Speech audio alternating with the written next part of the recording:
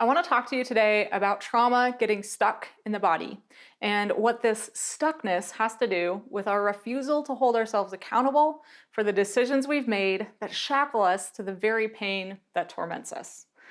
Trauma in the body is a really big topic, and I claim no academic expertise here. However, I do lay claim to my personal experience because I feel like I've gotten a PhD in trauma this lifetime and how it manifests in the body, or at least my body, as well as how to move it out and live in freedom. And I will be the first to tell you that I may not have the answers for you. We're all different and we process emotions and life experiences in diverse ways. What I want to do today is share the ways my physiology adapted to my subconscious psychology and mirrored to me every decision I ever made that led to the experience of unprocessed trauma manifesting in my body. What I'm about to share may seem controversial because I am going to make the case, for myself at least, that the trauma stuck in my body in adulthood was actually the result of a string of consequential decisions I made as a child. And because no one else made those decisions but me, it was only by confronting myself and being willing to acknowledge that I did this to myself that I found freedom. Let me be clear. These choices I'm about to describe to you, along with how they impacted my body, were made wisely at an unconscious level at various times in my childhood when survival and safety were prioritized by my brain and my body at the nervous system level. So I in no way blame myself. As a child, I wasn't yet in full command of my consciousness or my life. My body, in its infinite wisdom, as the structure which houses my soul, saw fit to remind me of every one of these decisions at a later date in adulthood when I was capable of being in command of my consciousness and when I could, out of freedom, begin to participate in life consciously. But before I could wield that consciousness and freedom as an autonomous adult, I had to hold myself accountable for my earlier unconsciousness and the impact that my unconscious decisions had on my own psyche, my body, and my life. So where do we begin? Well, the gut pain that plagued me for decades started at age 14. I remember telling my mom about it after a particularly intense episode where I just couldn't hide the agony. And she took me to the hospital because she was scared that my appendix was rupturing. They poked and prodded me under those awesome fluorescent lights, questioning me intensely while I lay there pretty terrified.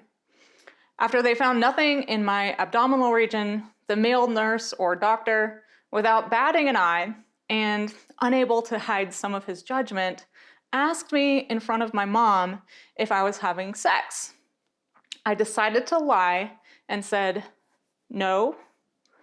They discharged me to my bewildered mother with no diagnosis, and I lived with on and off really intense gut pain until age 31. The knee pain that I talk about so often first started in my left knee only at age 16, when I discovered that running was a really great way to escape reality. While I was running, I experienced the illusion of freedom. I could temporarily escape my mind, which incessantly reminded me how stupid I was, how shameful, how disgusting, how trapped, and that I really needed to do something, but action felt impossible. When my feet hit that pavement, for 30 or 40 blissful minutes, I could escape my body, escape my mind, escape my family, experience a brief high and a temporary vacation from my life. Except for that dang knee pain. Why did my body hate me so much, I wondered. Did my body want to rob me of the only thing in life that gave me relief? How cruel. I ran through that pain for years, refusing to listen to my body, until at age 22, the pain got so bad, I was suddenly scared that if I kept running, I would damage my knees so badly that I would have to give up hiking, which was an unacceptable idea to me. So I just stopped running. Hiking was doable for another 2 years, but by age 24, both of my knees hurt so much, I was scared I wouldn't even be able to work out in a gym. So I decided to give up hiking, something I loved, and became a gym rat. At age 17, the jaw pain started that would eventually make me so self-conscious that I would avoid talking whenever possible. People thought I was really shy, even though I longed to be expressive and playful like I was as a kid. I was frequently told by family and friends that I talked weird because I spoke through a very closed mouth, unlike most people, they would point out to me. They seemed to be wondering what was wrong with me, not knowing that inside I was asking that same question and I felt damaged and broken beyond repair. I would just smile though and do my best to bullshit everyone, including myself, by shrugging and saying, I guess it's just the way I am. I decided to normalize what was manifesting externally as mystery pain, while internally I hated my body for torturing me. The social anxiety started for me in junior high and got progressively worse, to the point that in my 20s, I hardly went anywhere.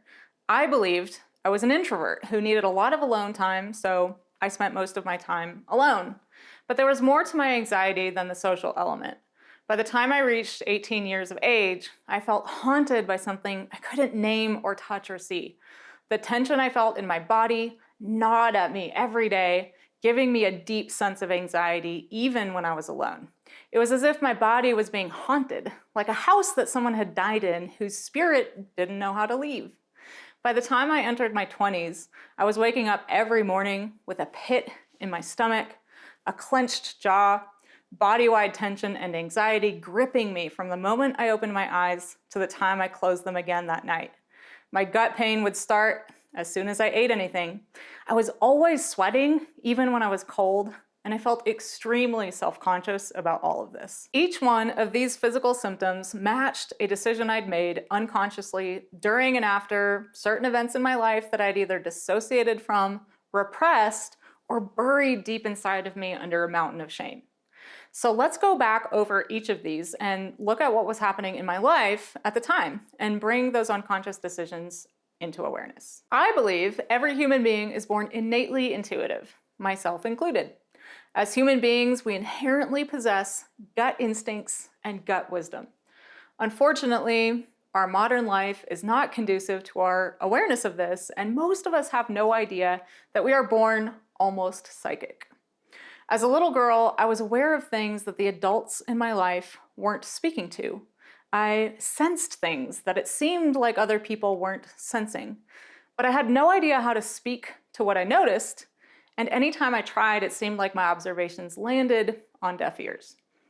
Well before anything traumatic happened, I'd already made the decision to keep my observations and intuitions about the world, myself, and in particular about the adults in my life to myself.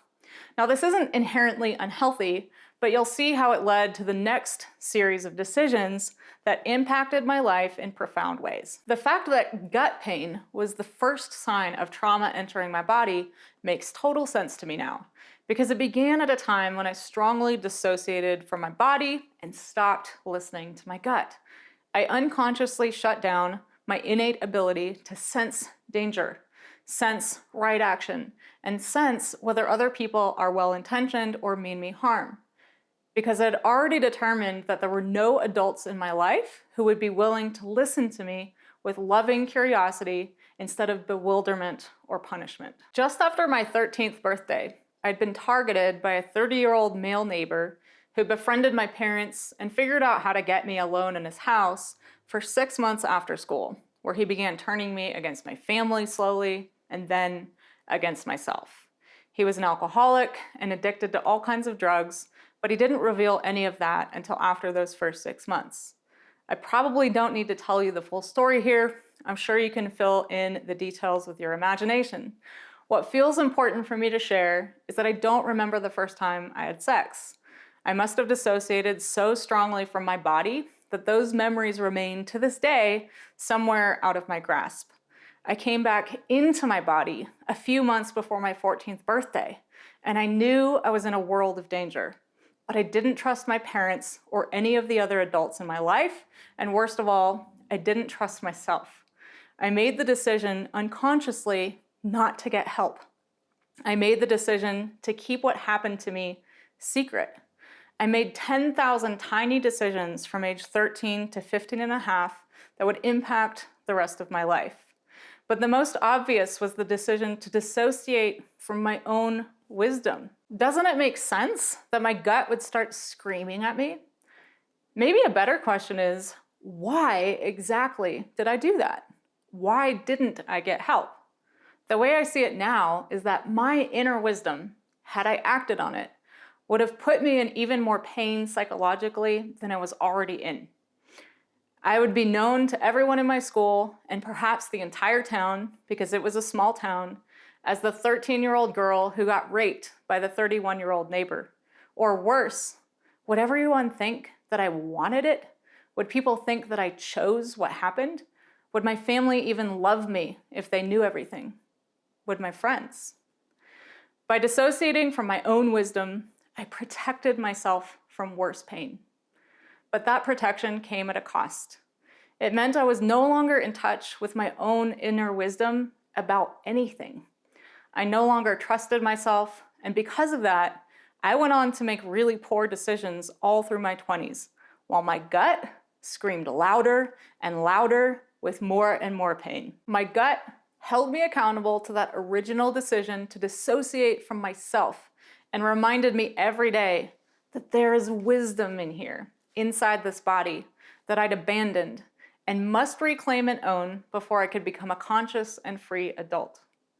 I didn't make this correlation until my 30s, when I reconnected with my gut instincts, intuitions, and inner wisdom, and made a promise to myself that I would never abandon my inner wisdom ever again. I have not broken that promise. My gut issues all but disappeared, except that my body still talks to me if I'm exposed to environmental toxicity or about to make a poor life decision. My gut still talks to me, and I'm always listening. I extracted myself from the psychotic grips of this male neighbor at age 15 and a half, just about the time I started running, which is when my left knee started hurting. Do you think this is a coincidence? I'm open to all possibilities, but my gut tells me it's no coincidence. I wasn't running because I enjoyed it. I wasn't running because it felt good. I wasn't even running for health reasons. I was running from the pain of everything that had just happened and the fact that I was alone in carrying burdens that felt so heavy, I did contemplate suicide a few times. I healed my knees when I stopped running from things and started running towards them. Through the intensity of those years, from age 13 to 15 and a half, I had one true refuge, my best friend, Rochelle. She long suspected what I was going through while she knew me, but never pushed me to talk about it. And I wanted desperately to confide in her, but I was scared. Our friendship was my only joy in life and the only place I felt normal, because I was still a teenager, despite having grown up really fast. And in Rochelle's presence, I could still be a girl that didn't need to grow up just yet. My parents moved us yet again halfway through 11th grade from California to Oregon. I begged my parents to let me stay with Rochelle and finish out high school in California, but they refused. Rochelle was killed in a car accident a month after we moved. And it was then that I made the decision subconsciously that since friendships always end in abandonment, it's better to live life detached. Before Rochelle, we had moved so many times and I changed schools so often that it was always me who had to abandon my best friends. I abandoned Rochelle, and then she died. For someone like me who is really loyal, I think this decision has impacted me to this day in ways I'm still grappling with. After Rochelle died, I decided, again, unconsciously, that it was preferable not to feel anything, rather than experience one painful emotion after another, like I just experienced for one tumultuous and traumatizing decade. I didn't cry at her funeral. I didn't cry for 7 years after she died. Around this time, I also made the decision to stop confronting my family, mostly my dad. We had butted heads for years in yelling matches that usually ended with me running to my room in tears while he either laughed or kept yelling. I know now that laughter is a coping mechanism for pain we don't want to feel, but back then I experienced his laughter as heartbreakingly disconnecting and punishment for my emotionality. My jaw pain started when I decided to stop feeling, stop speaking my feelings, and stop confronting people. That jaw pain mostly went away when I began speaking my truth, no matter the outcome. The social anxiety I experienced feels easy to understand. I believed, back in junior high and high school, that if people, and by people I mean people my own age, my peers, if they really knew me and what I was going through, or had been through after it was over, they would think I'm disgusting, shameful, dirty, a whore, a victim, someone to feel sorry for or pity, and all of those were unacceptable to me. I didn't realize at the time, but that's what I was thinking about myself. So I pretended to be fine when I was anything but. I pretended to be a normal teenager, a normal 18-year-old, a normal 20-something, not understanding the consequences of the decision to lie to myself every day. The truth I refused to acknowledge until well into my 20s was that I was carrying the burdens of stories never shared, anger never expressed, heartbreak never felt, rage never unleashed, grief never wailed, and tears never cried. And we can't build real relationships on pretenses.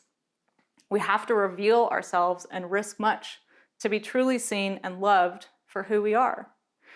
I decided people weren't capable of seeing me or loving me.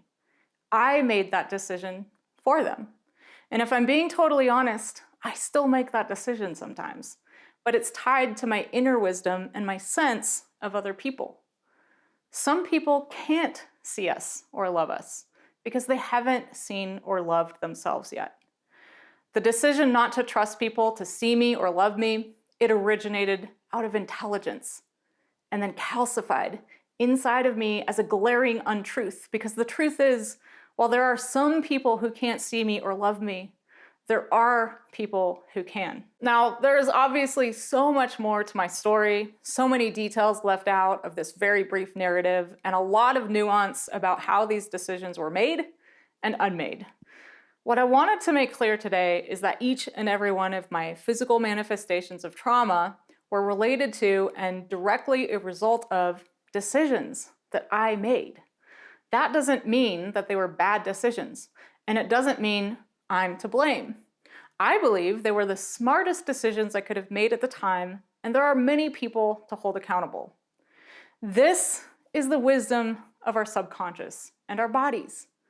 It will protect what is most valuable to us, our soul, our values, our innermost core, where our eternal self lives unharmed.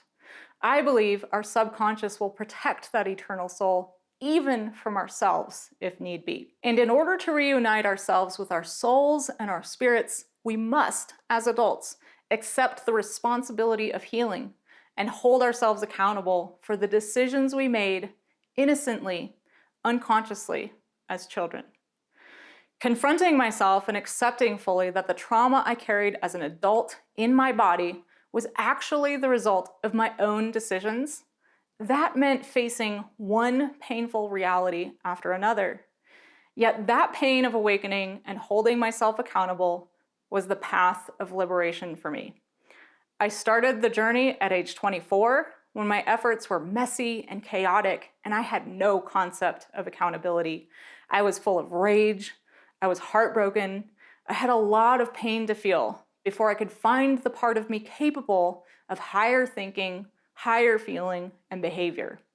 In holding myself accountable, I can now hold others accountable too, without blame or caprice, without judgment or condemnation. Because in seeing myself like this, I can see others in their own fullness, as the sum total of decisions they also made in childhood to survive and find safety. Some of us wake up to this, some of us don't. So while I can hold other people accountable, I also acknowledge that it is solely their decision whether to hold themselves accountable or not. One thing I believe with all of my being, it is our pain that is trying to wake us up and hold us all accountable, not just to what happened to us or the decisions we made as a result, but also, and most importantly, to the unharmed eternal soul waiting for us inside of our bodies that calls us to higher states of awareness, connection, and freedom. Trauma is only trauma when we stop sharing our pain with each other. Trauma is the othering of ourselves, born from a belief, perhaps well-founded, that we, in our pain, won't be embraced by the people around us. If we begin by first holding ourselves accountable and then open our hearts to the stories of others, even or especially those we believe wounded us the most, perhaps trauma will become a thing of the past, and in its wake will be the shared experience of being human.